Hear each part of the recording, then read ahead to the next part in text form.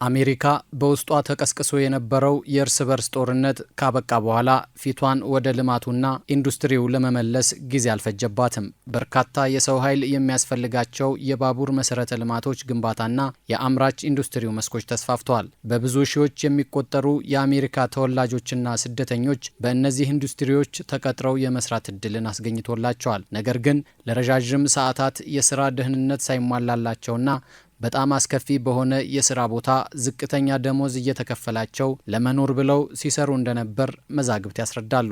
በአንጻሩ ጥቂት አሰሪዎች ትርፍ እያጋበሱ የሰራተኞቻቸውን ጫና የሚረዱ አልሆኑም። መረጃዎች እንደሚጠቁሙት ከሆነ ተቀጣሪዎች በቀን በአማካይ ከ10 እስከ 12 ሰዓት ያለማቋረጥ ለመስራት ይገደዱ ነበር። ያለምንም እረፍት ለ6 እና ለ7 ቀናትም በስራ ላይ የማሳለፍ ግዴታም ነበረባቸው። እነሱ ላባቸው እስኪንጠፈጠፍና ደም እስኪተፉ ቢሰሩም በቂ የሚባል ደሞዝ ግን ወደ ኪሳቸው አልገባም።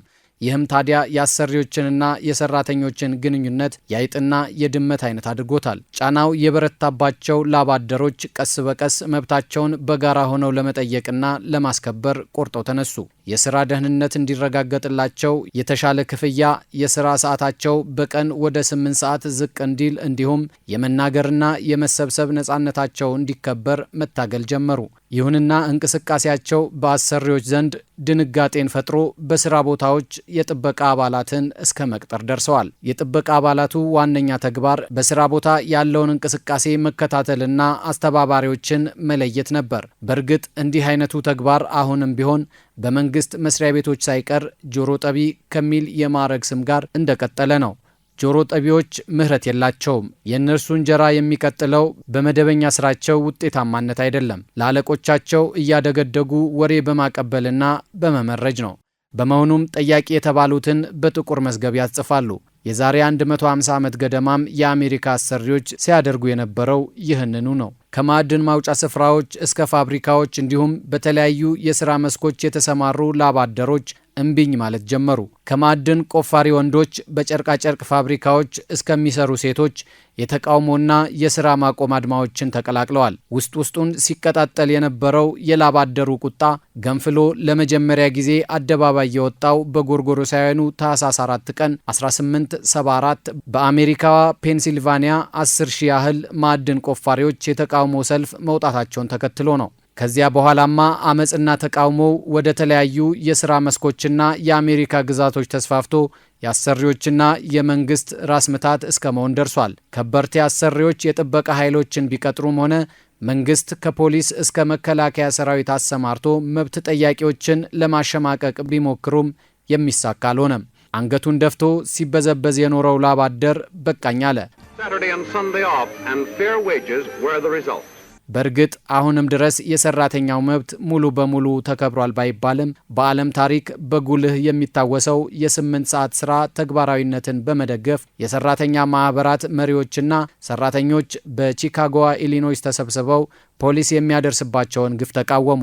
ይህም የሃይ ማርኬት አደባባይ ክስተት በመባል የሚታወቀውና 7 ፖሊሶች እንዲሁም 4 ሰራተኞች የሞቱበትን ግጭት አስከትሏል። On May 1st, 1886, Chicago unions were among those participating in a general strike to limit the workday to 8 hours.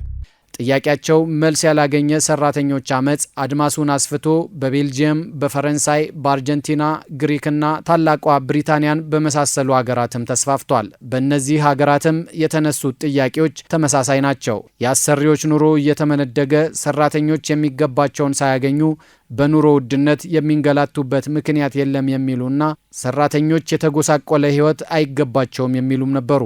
ይሁን እንጂ እነዚህ ማለትም የዛሬ 150 ዓመት አካባቢ ይነሱ የነበሩ የላብ አደሩ ጥያቄዎች አሁንም ድረስ ሙሉ በሙሉ መልስ አላገኙም። ዓለማችንም የከበርቴዎች ሆና ቀጥላለች። አሁንም በሚሊዮን የሚቆጠሩ ላብ አደሮች ከስራ ጋር ለተገናኙ የመብት ጥሰቶች እንደተጋለጡ ናቸው። ሚሊዮኖች በቂ የሆነ የስራ ላይ ጥበቃ የላቸውም፣ ለአስገዳጅ ስራ ተጋላጭ ናቸው። አንዳንድ ሀገራት ጠንካራ የሰራተኛ መብት ጥበቃ ስርዓት አላቸው ቢባልም በርካቶች ደግሞ የሰራተኞችን የመሰብሰብና ማህበር የመመስረት ነጻነትን፣ በጋራ ሆነው መብትና ጥቅማቸውን የማስከበር እንቅስቃሴን እንደሚጥሱ የዓለም የሰራተኞች ድርጅት መረጃ ያመለክታል። ይህ ዓለም አቀፍ ድርጅት በጎርጎሮሳውያኑ 1919 በአንደኛው የዓለም ጦርነት ማግስት ማለት ነው ሲቋቋም 5 ሊከበሩ የሚገባቸው መሰረታዊ የሰራተኞች መብቶችን በመዘርዘር ነበር። እነዚህም የሰራተኛው የመሰብሰብና በጋራ የመደራደር መብት ማረጋገጥ፣ አስገዳጅ ስራን ማጥፋት፣ የህፃናት የጉልበት ስራን ማጥፋት፣ እኩል የስራ ዕድል እንዲፈጠርና ደህንነቱና ጤንነቱ የተጠበቀ የስራ ቦታ እንዲኖር መስራት የሚሉ ናቸው። አገራት ይህን ስምምነት ቢፈርሙም አሁንም ድረስ ግን ተግባራዊ ማድረግ አለመቻላቸው በአሳሳቢነቱ ይነሳል። አውሮፓና ሰሜን አሜሪካ በአሁኑ ጊዜ የተሻለ የሰራተኛ መብት የሚከበርባቸው አህጉራት ሲሆኑ አፍሪካ፣ መካከለኛው ምስራቅ እንዲሁም የደቡብ አሜሪካና የእስያ ክፍሎች ለሰራተኞች ምቹ ያልሆኑ የዓለም ክፍሎች ናቸው ተብሏል። የኢትዮጵያም ላብ አደር ዘግይቶም ቢሆን እንደ ሌሎች ዓለም ሁሉ መብቴ ይከበር የሚል ጥያቄ ማንሳት የጀመረው በንጉሱ ዘመን ነው። በወቅቱ የሰራተኛው የኢኮኖሚ፣ ፖለቲካዊ፣ ማህበራዊና ባህላዊ መብቶቹ ይከበርለት ዘንድ የአሁኑን ብዙዎች ጥርስ አልባ እያሉ የሚጠሩት የሰራተኞች ማህበራት ኮንፌዴሬሽን ሚያዝያ 1 ቀን 1955 ዓ.ም መስርቷል። 62 ዓመት የሞላው ይህ ተቋም በየጊዜው መግለጫ ከማውጣት ባለፈ የረባ ስራ አልሰራም ተብሎ በብዙዎች ዘንድ ትችት ይቀርብበታል። ኢትዮጵያም ከዓለም የተነጠለች ደሴት አይደለችምና ሰራተኛው መብቴ ይከበር የሚል ጥያቄ አሁንም ድረስ ያነሳል። የመሰብሰብ፣ ማህበር የመመስረት፣ ተገቢ ክፍያ የማግኘት፣ የግብር ቅነሳና ተያያዥ ጉዳዮች በሰራተኛው የሚነሱ ጥያቄዎች ናቸው።